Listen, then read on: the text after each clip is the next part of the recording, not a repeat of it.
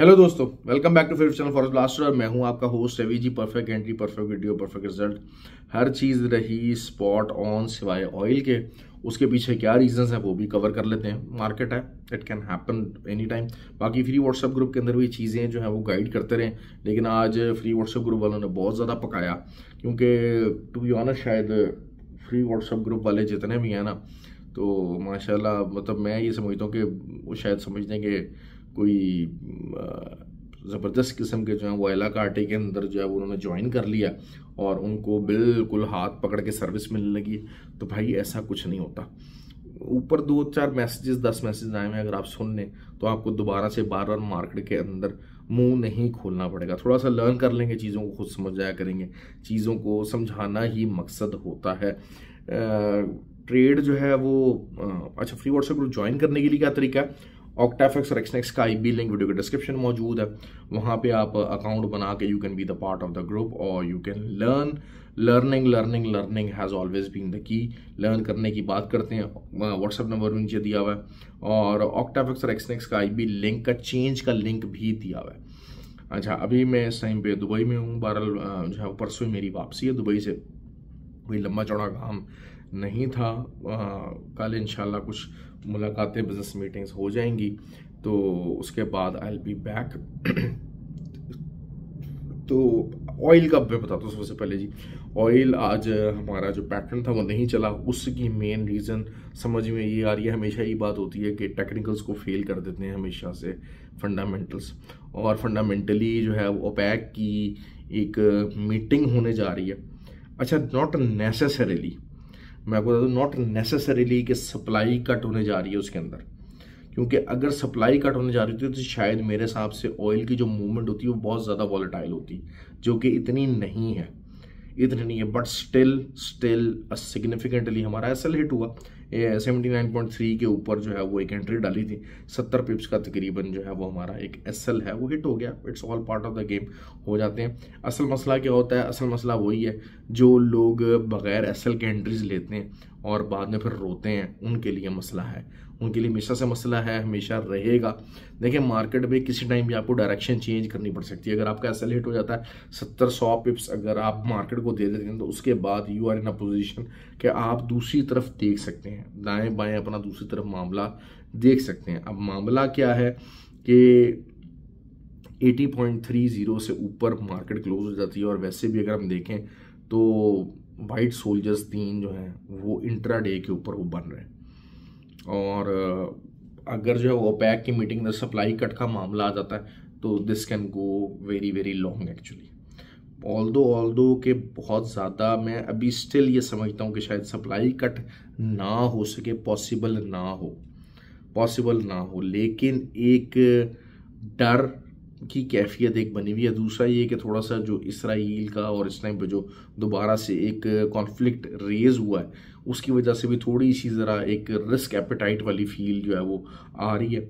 और बहुत सारे मुल्क जो हैं वो बेसिकली क्रूड ऑयल के इस सस्ती प्राइस को समझते हुए ऑर्डर्स अपने दे रहे हैं कि अगर कोई इस किस्म का मामला होता है, मामला एस्केलेट करता है और on the other side OPEC की तरफ से भी प्रेशर आता है, तो फिर एटलीस्ट वो अपने 1-2 महीने के ऑर्डर्स जो हैं वो सिक्योर कर सकें। तो that is why the oil is going up. और इस हिसाब से अभी बहरहाल जो है वो आपको सेलिंग से मेरे हिसाब से अभी आउट होना पड़ेगा। हाँ, कल अगर दोबारा फॉर्मेशन बनती है, और फॉर्मेशन क्या है कि मैं एक अगर तो वही बात है कि मार्केट दोबारा से 80.30 के नीचे फंस जाती है, तो फिर मैं एक सेल स्टॉप ट्राई करूँगा 79.45 से।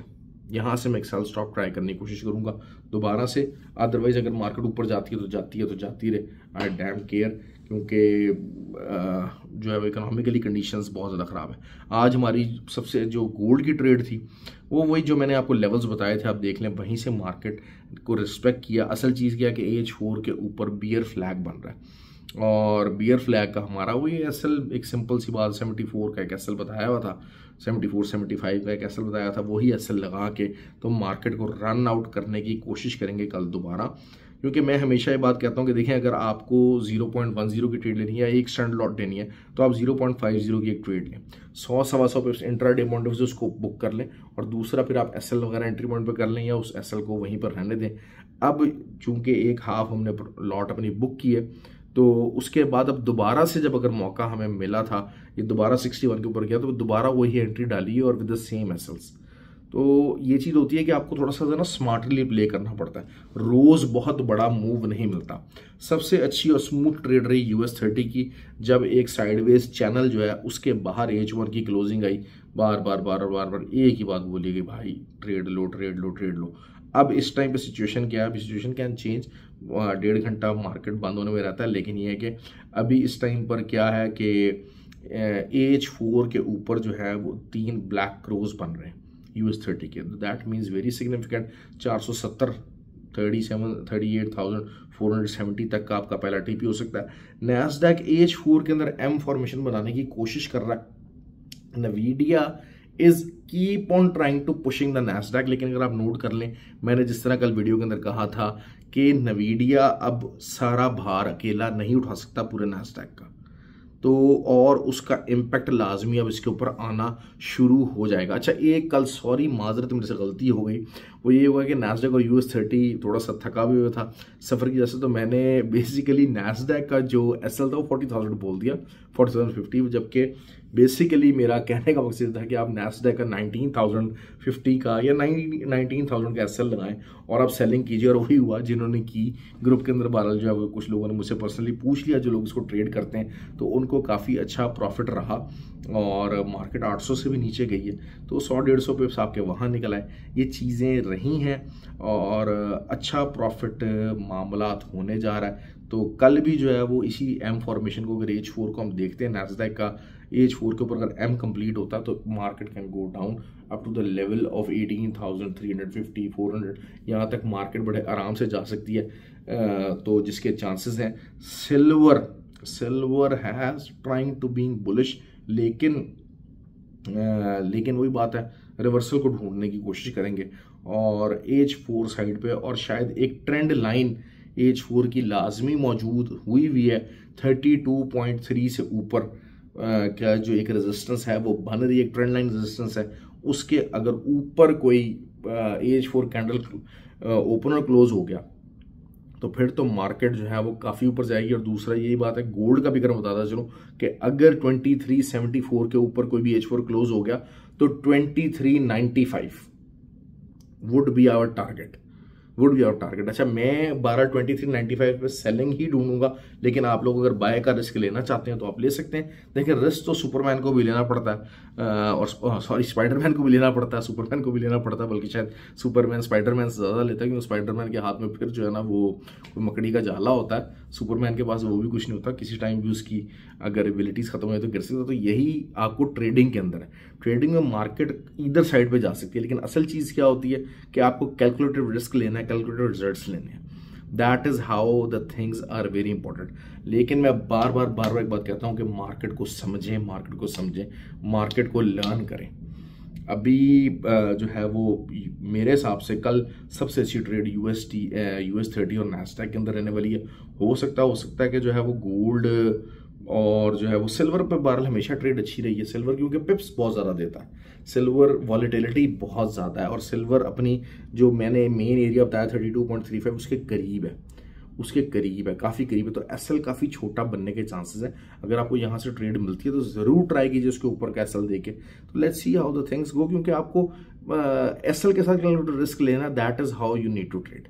ये ही ट्रेडिंग का पूरा रूल यही है कि आपने जो है वो बेशक आप छोटी छोटी ट्रेड्स लें, आप चाहे हैवी लॉट्स लगाना चाहें आप हैवी लॉट्स लगाएं, लेकिन हैवी लॉट्स में स्कैल्पिंग करना चाहते हैं बार आप स्कैल्पिंग करें, लेकिन there always should be a strategy, there always should be आपकी रिस्क मैनेजमेंट होनी चाहिए कि आप स्कैल्पिंग कर रहे हैं तो एसएल कितना बनेगा वो एसएल होना चाहिए, वो उतना ही एसएल होना चाहिए, उसको आपने बढ़ाना नहीं है, चेंज नहीं करना। एसएल तो खैर किसी सूरत में चेंज नहीं करना चाहिए, चाहे आप इंट्राडे लें चाहे आप क्योंकि अगर आपका लेवल के ऊपर एसएल होगा तो यकीनन फेलियर तो हो सकता है, क्यों प्रोबेबिलिटीज़ की गेम है, हम लोग प्रोबेबिलिटीज़ के ऊपर ट्रेड लेते हैं। लेकिन असल चीज़ क्या होती है कि आपको सेंसिबल तरीके से ट्रेड नहीं, अपने पोर्टफोलियो की डिमांड के मुताबिक, अपने प्रॉफिट की डिमांड के मुताबिक और मार्केट की टाइमिंग के मुताबिक आपको ट्रेड नहीं, मतलब there are 100 of things to learn. लेकिन एक अपनी स्ट्रैटेजी बनाएं, बगैर स्ट्रैटेजी ट्रेड लेने की कोशिश मत किया करें कभी भी। It will always, you will always loose.